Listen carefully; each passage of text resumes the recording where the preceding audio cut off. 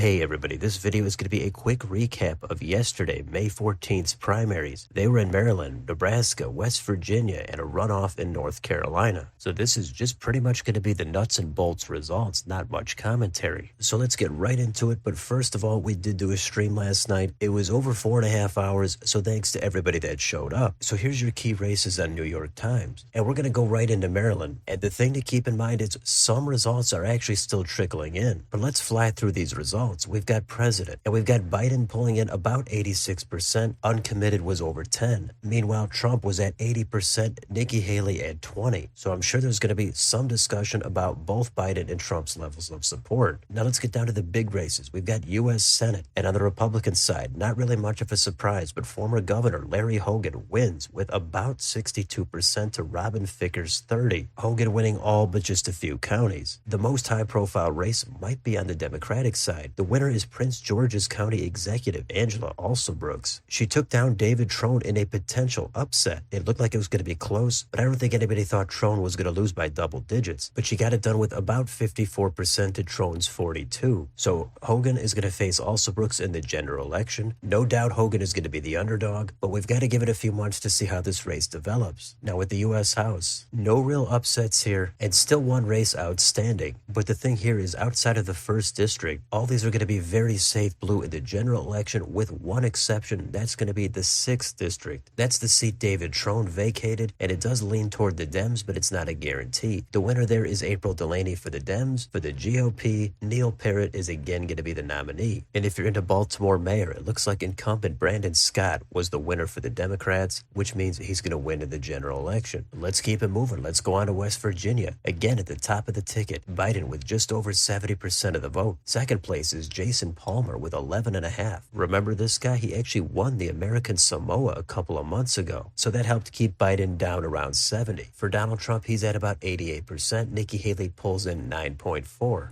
In the U.S. Senate race, current Governor Jim Justice was able to beat Alex Mooney and take the nomination for the GOP. He was at around 62% to Mooney's 26.5. Not a big surprise there, but for the Democrats, the winner there is the Joe Manchin-endorsed Glenn Elliott. He was the winner there with 45% to Zach Shrewsbury's 36. Don Blankenship down at 18. The most competitive race was the open seat for governor on the GOP side. Attorney General Patrick Morrisey was the winner with 33% over Moore Capito with just under 28. Chris Miller got in third with 20%. So Morrissey is going to face Huntington Mayor Steve Williams in the general election. We've also got Attorney General. You can take a look at that if you'd like. But then in the U.S. House, there are 2 districts. They're both deep red, so not much focus for the Democrats. Carol Miller was able to fend off a challenge from Derek Evans. And State Treasurer Riley Moore prevailed over Joe Early at 45-20. You could take a look at the state legislative races down here if you'd like. And as always, all the links will be down below in the description.